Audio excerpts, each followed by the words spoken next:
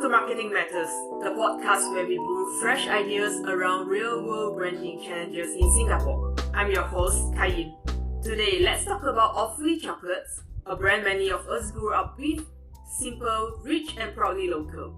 But here's the challenge.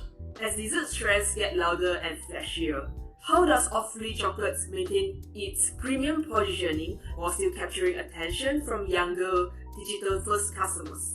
Joining me today is Firdaus, the marketing manager at Awfully Chocolates. He's here to share how the brand is navigating these changing times. Firdaus, welcome. Hey Kain, thank you so much for having me and I'm excited to dive into this. Alright, let's dive in.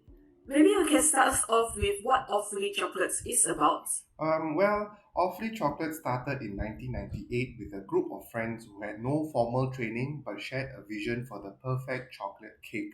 It started out as a single shop and has since grown into a homegrown brand with multiple outlets across Singapore. But in today's market, it's slightly more difficult for us to hold an edge.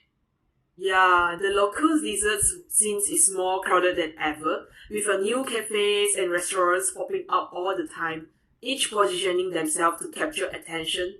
In this kind of saturated markets, I guess the main question is, does Awfully Chocolate's brand positioning still holds its edge today?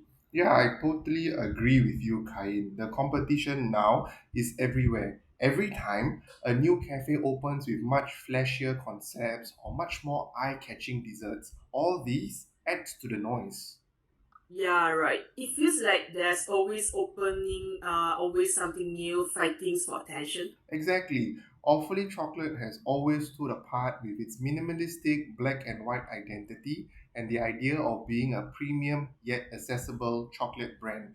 This positioning has worked brilliantly in the past when the market was much less crowded. Okay, so is the landscape different now, or how so? Yes, today, for our younger digital first customers, it doesn't create the same sense of excitement or shareability. So, the risk really isn't about our products, it's that our positioning may not fully connect with the way people choose desserts today. So, what has the team done to refresh the brand? Well, we did consider doing a full rebranding at one point, but eventually we decided against it. Our current customers value the identity we built, and we didn't want to risk losing that loyalty with something way too drastic. So instead, we focus on product and retail initiatives. So, for example, we've opened cafe style outlets where customers can enjoy plated desserts, and we've introduced seasonal products like mooncakes and festive gift boxes. This has helped expand our offerings, but they haven't really changed how people see the brand.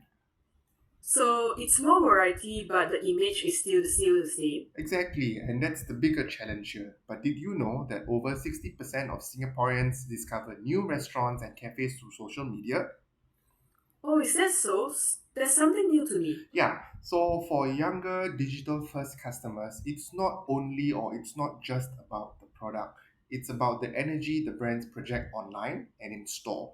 If we don't evolve how we present ourselves, we risk being overlooked in favor of trendier, much more expressive brands.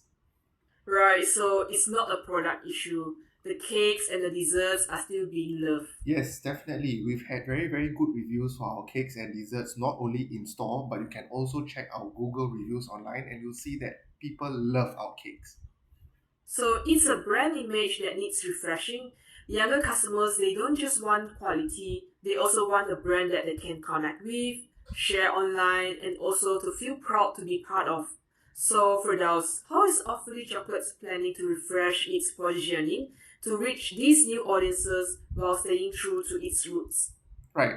So we're looking at how to refresh our positioning without losing what makes us unique. And our marketing plan or our plan is to launch a campaign called Awfully Bold. Oh wow, I like that. Premium but with personality. Yeah, so the idea or the strategy is pretty simple. We're still all about the premium chocolate, but we want to show that chocolates can be indulgent and fun. The campaign or the marketing campaign will lean into bolder storytelling, short videos, behind the scenes content, and playful visuals that will bring more energy to our identity. This could really be interesting.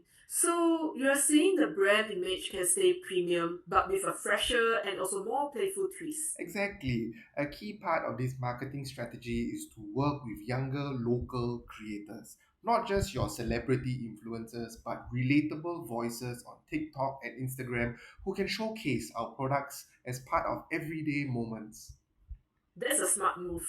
Do you feel these smaller creators connect better with Gen Z compared to those big name influencers? Yes, absolutely. And the data actually backs this up. Study shows that Gen Z is over 3 times more likely to trust product recommendations from these micro influencers rather than celebrities.